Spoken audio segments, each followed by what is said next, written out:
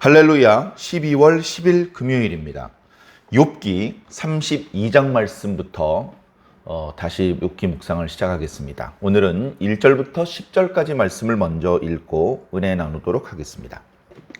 욥이 자신을 의인으로 여김으로 그 세 사람이 말을 그치니 람 족속 부스 사람 바라겔의 아들 엘리후가 화를 내니 그가 욥에게 화를 내면 욥이 하나님보다 자기가 의롭다 하며 또 세 친구에게 화를 내면 그들이 능히 대답하지 못하면서도 욥을 정죄함이라. 엘리후는 그들의 나이가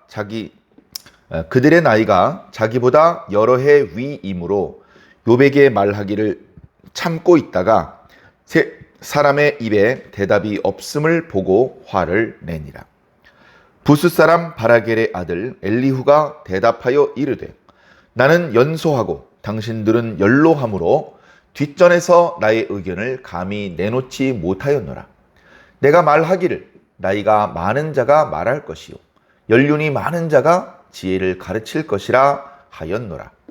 그러나 사람의 속에는 영이 있고 전능자의 숨결이 사람에게 깨달음을 주시나니 어른이라고 지혜롭거나 노인이라고 정의를 깨닫는 것이 아니니라. 그러므로 내가 말하노니 내 말을 들으라. 나도 내 의견을 말하리라. 아멘. 이제 욥기 후반부입니다. 욥기 전반부 1장과 2장에 욥이 왜 고난을 받게 되었는지, 욥이 도저히 알 수 없었던 비하인드 스토리 배경에 대한 말씀이 나타나고요. 3장부터 본격적으로 고난을 당하는 욥의 탄식부터, 그 다음에 욥을 위로하러 왔던 세 사람의 친구들이 번갈아 욥의 했던 말에 대해서 욥과 이제 논박을 하는 그런 이야기들이 계속해서 31장까지 이어졌습니다. 엘리바스가 말하고 욥이 대답하고, 빌다시 말하고 욥이 대답하고, 소발이 말하고 욥이 대답하고, 이렇게 세 차례 정도 이야기가 이어졌죠. 오늘 말씀에도 나타났던 것처럼 욥의 친구들은 욥의 말을 듣지 않고 일방적으로 아무런 논거 없이, 근거 없이 욥은 죄인이다, 악인이다 이렇게 몰아붙일 뿐이었고, 욥은 그 친구들의 말을 조금도 듣지 않고 계속해서 자신은 하나님 앞에 부끄러운 죄를 저지른 적이 없다라고 주장을 했습니다. 그렇게 어떻게 보면 꽤 오랫동안 3난두에 걸친 욥과 세 친구들 사이의 대화가 별로 의미 없이 평행선을 그린 채 끝났습니다.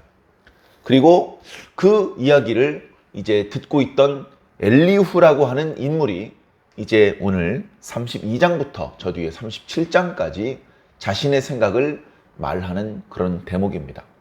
사실은 이 엘리후라는 인물에 대해서 갑작스럽게 등장하기 때문에 조금은 좀 난처합니다. 이 사람이 언제부터 여기 있었지? 가만히 욥기 앞뒤를 살펴보면 분명히 세 친구가 욥을 위문하러 왔다고 기록하고 있습니다. 앞부분에 욥의 세 친구가 욥과 논박을 하는 과정에는 오늘 말씀에 있는 것처럼 내가 연소하기 때문에, 당신들이 나보다 나이가 훨씬 많기 때문에 당신들이 말하는 것이 옳은 것 같다, 그렇게 생각을 했기 때문에 내가 뒤에서 내 말을 참고 있었다. 그건 이해할 수 있습니다. 그런데 이제 끝나고 욥의 세 친구가 집으로 돌아가다가 하나님을 만나요. 하나님께서 그들을 부르신 것이죠. 그러면서 책망을 하십니다. 너희들이 어찌하여 욥을 그렇게 정죄하였느냐. 책망을 하는데 그때도 세 사람만 책망을 하십니다. 엘리후는 하나님께 책망을 받는 그런 이름이 아니에요. 그래, 앞에도 없었고 뒤에도 나타나지 않는데 갑자기 엘리후가 등장을 해서 뭔가 이야기를 하고 그리고는 사라져버립니다. 그래서 이제 고대의 문헌이 오늘날의 문헌처럼 어떤 인물이 등장하고 사라지는 것에 대해서 충분히 설명을 해주지 않는 뭐 그럴 수 있다 그렇게 생각하기도 하고, 또는 이 엘리후에 대해서 아주 특별한 의미를 부여하기도 합니다. 그 부분에 대해서는 이제 나중에 또 차차 말씀을 드리기로 하겠습니다. 자, 어찌되었건 오늘 엘리후가 입을 여는데, 오늘 말씀 앞부분에 보면 단순히 저도 한 말씀 해도 되겠습니까? 저도 뭔가 말씀드리고 싶은데 그동안 오래 참았습니다. 보니까 어르신들 말씀들이 다 마친 것 같은데 제가 한 말씀 해도 되면 몇 말씀 드리고 싶습니다. 뭐 이렇게 시작된 것이 아니고, 화를 냈다라는 표현을 여러 번 반복해서 쓰고 있습니다. 화를 냈다. 화를 냈다는 표현은 어른들 앞에 고함을 치고 삿대질을 하고 상스러운 표현을 써가면서 자신보다 먼저 발언을 했던 사람들을 싸잡아 비난을 하고 욕했다, 그런 뜻은 아닌 것 같습니다. 그런 뜻까지는 아니고요. 그러나 먼저 이야기를 했던 분들에 대하여 욥에게 대해서는 욥대로 뭔가 불만이 있고, 또 새 친구는 새 친구에 대해서 또 다른 불만이 있는 것이죠. 그래서 그런 불만을 품고 입을 열었다, 이런 의미로 우리가 이해하면 내용을 이해하는데 도움이 되실 줄로 믿습니다. 자, 보니까요, 1절에 욥이 자신을 의인으로 끝까지 여깁니다. 조금도 항복하지 않죠. 마지막에 말했던 빌닷의 말을 받아서 26, 27, 나는 절대 죄인이 아니다, 나는 오히려 의인 중에서도 더 의인이다, 이제 그런 이야기를 합니다. 28장의 지혜가 뭔지, 감히 새 친구가 자신들이 지혜를 독점하고 있는 것처럼 말하니까 지혜가 뭔지나 알고나 있어? 하면서 자신이 은혜 가운데 깨달은 지혜의 의미에 대해서 피력을 하죠. 그리고 계속해서 29장과 30장, 31장까지 자신의 과거를 회상하고 미래를 전망하는 그런 어떤 내용 속에 여전히 자신은 하나님 앞에 부끄럽지 않다, 하나님께서 자신을 살펴보았으면 좋겠다, 그래서 과거에 하나님과 함께 있었던 친밀했던 그 축복의 시간을 다시 회복하고 싶다는 그런 욥의 탄식이 이어졌었습니다. 이제 그런 이야기들을 이제 엘리후가 옆에서 사실은 그동안 등장을 안 하고 있었지만 이제 듣고 있었던 것이죠.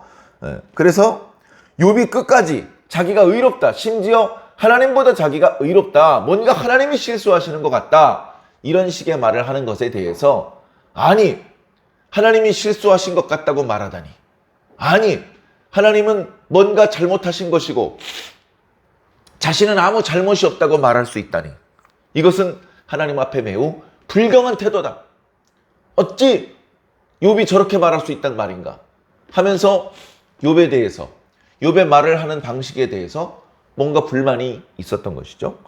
그리고 욥의 새 친구에 대해서도 불만이 있습니다. 아니, 욥이 저렇게 뭔가 자기의 이야기를 하면 그 이야기를 들어주고 그걸 인정해주고 그 다음에 그 친구들이 할 수 있는 이야기를 해야 되는데, 1절 욥의 말을 듣지 않고 아무 근거 없이 일방적으로 욥, 넌 무조건 죄인이야, 넌 죄인이기 때문에 하나님께 심판을 받은 거야, 너 빨리 회개해야 돼, 그런 억지 주장만 펼치고 있는 것이죠. 그러다 보니까 결국 욥도 설득시키지 못하고 자기들도 오히려 욥 앞에 말문이 막혀버리는 그런 상황을 자초해버린 것 아니냐. 내가 뒤에서 들어보니까 그 별것도 아닌데 욥이 뭘 잘못 생각하고 있는지 딱 얘기해주고, 그리고 너무 지나치게 다투고 그러지 않아야 되는데 왜 그렇게 지혜 없이 어리석게 대화를 이끌어 가는지 정말 뒤에서 듣고 있자니까 답답하다. 내가 나이가 젊기 때문에 꾹 참았는데 안 되겠다, 내가 이 말을 하지 않으면 안 될 것 같다, 그런 생각을 품게 되었죠. 심지어 이 세 사람은 욥이 나중에 하는 말 앞에 아무 대답도 할 수 없는 지경이 되고 말았던 것입니다. 자, 그래서 엘리후가 이야기를 하죠. 내가 연소하고 당신들이 연로하기 때문에 나는 내 의견을 감히 내놓지 않고 뒤에서 듣고만 있었습니다. 자, 나이가 많은 분들, 지혜자들, 이런 분들에 대한 예의, 그냥 침묵하고 그분들의 말을 경청하는 것이 그분들을 존경하는 것을 표현하는 방법입니다. 어떤 생각을 가지고 있었기 때문에 그랬느냐? 나이가 많은 자가 말을 해야 돼. 왜? 나이가 많은 사람이 지혜로운 거야. 가장 경험도 많은 것이고 그 과정에서 많은 지혜를 가지고 있는 거야. 나이는 그냥 먹는 게 아니야. 여러 가지 대가를 치르면서 경험하고 배우고 그것들이 누적되어서 나이가 많은 분들은 아무리 정식 학문이 없는 분들도 삶에 대해서 철학이 있고 지혜가 있고 나름대로 깊은 해안이 있는 분들이야. 그러니까 당연히 경험이 별로 없는 젊은 사람들이 나서서 설치기보다는 나이가 많은 분들이 말씀을 하시는 것이 그것이 당연히 옳은 방법이지. 전에는 이런 생각을 가지고 있었어요. 그랬기 때문에 엘리후가 뒤에서 감히 자기 의견을 말하지 않고 참고 있었던 겁니다. 그런데 욥과 친구들의 이야기가 진행되는 것을 쭉 들어보니까 야, 이건 나이가 많다고 지혜로운 건 아닌가 보다. 반드시 나이가 지혜로운지 지혜롭지 못한지를 결정짓는 것이 아닌가 보다. 대체로는 나이가 많은 사람이 그래도 나이가 적은 사람보다는 경험도 많고 지혜로운 경우들이 많다. 그런데 때로는 나이가 많음에도 불구하고 그닥 지혜롭지 못한 경우도 있고 또 거꾸로 나이가 젊은데도 불구하고 상당히 깊은 지혜를 가지게 되는 경우도 있을 수 있구나. 아니 어떻게 그럴 수가 있지? 사람이 보고 듣고 경험하고 배우는 것이 없으면 어떻게 지혜로울 수 있나? 그런데 9절에 어른이라고 지혜롭거나 노인이라고 정의를 깨닫는 것이 아니다. 8절에 보니까 사람의 속에는 영이 있고 전능자의 숨결이 사람에게 깨달음을 주는 것이라는 것을 내가 깨달았다. 사람의 속엔 영이 있다. 하나님은 영이시다. 여기 전능자의 숨결이라는 것은 루아흐 엘샤다이 하나님의 숨결, 하나님의 영, 하나님의 성령을 말하는 것이죠.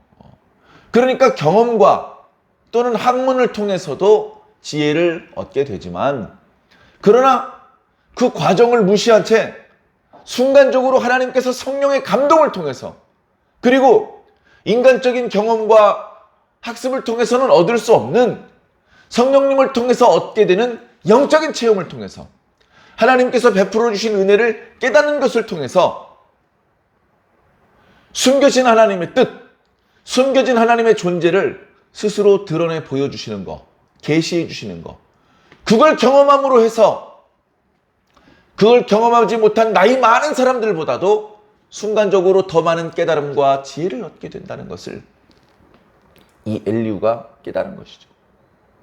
그래서 전에 가지고 있던 사람 생각, 나이가 많은 사람이 더 지혜로우니까 나이가 많은 분들이 이야기를 하시고 젊은 사람은 듣고만 있어야 돼. 이런 생각을 버렸다는 겁니다. 그렇기 때문에 이제 내가 말을 할 거다. 내 말을 좀 듣고 내 의견을 말할 때 좀 경청해 주었으면 좋겠습니다. 이렇게 이제 서론을 베풀고 본격적인 엘리후의 이야기가 시작되고 있습니다. 본격적인 이야기는 그 뒤에 이제 계속해서 나타나고 있겠죠. 그래서 욥에게도 말을 하고 친구들에게도 말을 하고 그렇게 이야기를 합니다. 전체적으로는 엘리후의 말이 먼저 욥과 대화를 나누었던 세 친구들과 크게 다르지는 않습니다만 또 미묘한 차이가 있습니다. 우린 또 말씀을 찬찬히 읽어가면서 그 차이를 발견해 보고 그 의미가 어떤 의미가 있는지 이 엘리후의 존재는 누구인지 그런 것들을 생각해 볼 수 있으면 유익될 줄로 믿습니다. 오늘 말씀 속에서는 우리에게 진정한 지혜를 주는 것은 하나님의 은혜다. 성령님의 은혜다. 은혜자가 지혜자다. 반드시 나이가 모든 것을 결정하는 것은 아니다. 그렇다고 나이를 완전히 무시하라는 말씀은 아닙니다. 우리가 좀 더 지혜로워지기 위해서 성장하고 성숙하기 위해서 공부해야 됩니다. 좋은 책도 읽어야 됩니다. 배울 수 있을 때 배워야 됩니다. 노력할 수 있을 때 노력해야 됩니다. 젊어 고생은 사서도 한다 그런 말도 있지 않습니까? 다소간에 경험이 충분하지 않고 잘 모르는 부분이 있더라도 시도해보고 도전해보아야 됩니다. 실패하더라도 그것은 손해보는 것이 아닙니다. 실패한 만큼 배우는 것이고 실패한 만큼 내 것이 되는 것입니다. 그 과정을 이미 밟은 나이가 많으신 분들은 이미 뭔가 그 실패를 통해서 경험을 통해서 깨달은 바가 있고 많은 어떤 지혜를 가지고 계신 것들입니다. 나이가 많으신 분들을 다 무시할 필요는 없습니다. 그러나 그 나이를 무시하는, 그 나이를 통해서 얻게 되는 지혜를 무시하는 또 다른 지혜와 또 다른 명철이 성령님을 통해서 주어진다. 어찌 보면 그게 더 크다. 어찌 보면 아무리 기다리고 아무리 노력하고 학습해도 얻을 수 없는 것을 성령님을 통해서 우리는 얻게 된다. 어찌 보면 성령님을 통해서 얻게 되는 것이 더 소중하고 성령님을 통해서 얻게 되는 것이 더 많다. 더 중요하다. 그런 것들에 대해서 우리는 깨닫고 넘어가야 될 줄로 믿습니다. 그러니까 무작정 성경만 읽어 제낀다고 능사가 아니죠. 성경을 읽으면 당연히 유익되는데 성경을 읽을 때 반드시 기도하면서 겸손하게 하나님께서 말씀하십시오. 저는 듣겠습니다.